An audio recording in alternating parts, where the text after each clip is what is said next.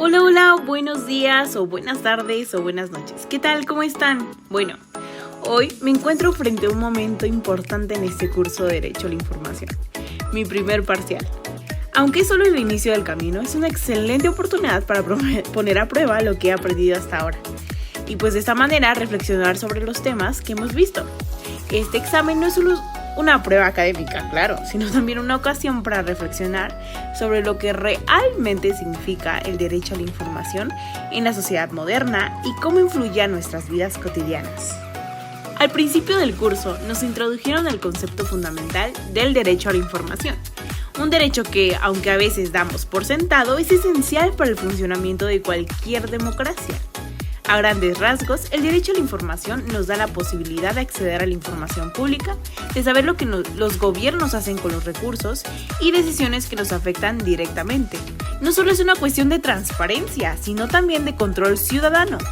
Sin el derecho a saber qué pasa a nuestro alrededor, sería casi imposible ejercer otros derechos fundamentales. Personalmente, lo que más me impactó de este concepto fue darme cuenta de cómo, en muchos lugares, este derecho no se ejerce completamente. Aunque en muchos países ya está garantizado, la práctica de la transparencia a veces no se da como debería. Esto afecta nuestra confianza en las instituciones, algo que en las democracias es tan valioso. Como ciudadanos tenemos el derecho de saber, de entender y de ser parte activa en la toma de decisiones que nos afectan.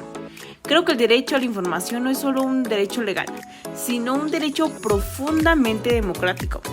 Sin información, nuestra capacidad para tomar decisiones informadas claro que se ve limitada.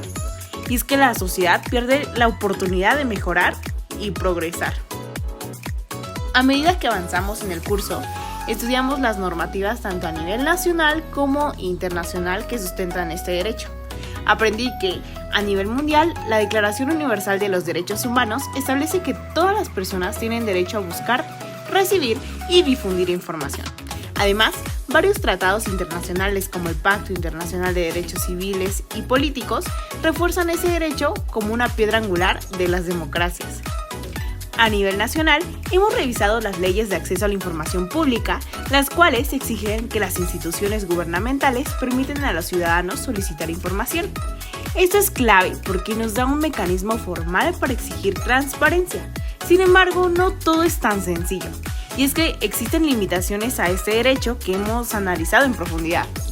Lo que más me llamó la atención en esta parte del curso fue cómo, a pesar de existir marcos legales sólidos, la práctica de estas leyes depende de la voluntad política y de la cultura de cada país. Y es que en muchos lugares, aunque haya leyes que garanticen el acceso a la información, el sistema puede ser opaco y poco accesible. Algo que realmente me hizo pensar profundamente fue el estudio de las excepciones al derecho de acceso a la información. Y es que aunque el derecho a saber que es fundamental, no todo tipo de información puede ser revelada sin restricciones. Por ejemplo, cuando se trata de la seguridad nacional o la privacidad de las personas, la ley puede justificar la limitación del acceso a ciertos datos. Esto es sin duda uno de los temas más complicados. No es fácil determinar cuando una limitación es legítima y cuando puede ser utilizada para ocultar información que debería ser pública. Esto me hizo pensar en las diferentes realidades de los gobiernos en todo el mundo, algunos de los cuales abusan de las excepciones para ocultar información que debería estar a la vista de todos. Y es que, como vimos en las clases, esto no significa que la información debe ser completamente oculta. Más bien, la idea es de que se debe equilibrar el derecho de acceso con otros derechos fundamentales. Aquí se plantea una gran tensión. ¿Dónde trazamos la línea entre lo que se debe ser accesible y lo que debe permanecer reservado? No sé, es de pensar, ¿no crees? No podemos hablar de derecho a la información sin mencionar el papel esencial que juegan los medios de comunicación.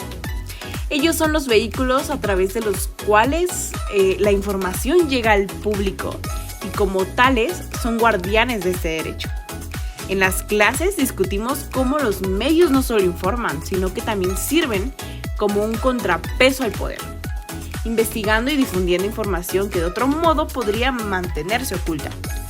Sin embargo, también reflexionamos sobre los desafíos que enfrentan los medios hoy en día, como la desinformación y las presiones políticas. En muchos países, los periodistas se enfrentan a amenazas, censura e incluso violencia. Y es que no nos vayamos lejos. Aquí en México, ¿cómo crees que es? Esto resalta solamente lo vulnerable que es el ejercicio del derecho a la información cuando los medios no pueden operar con libertad.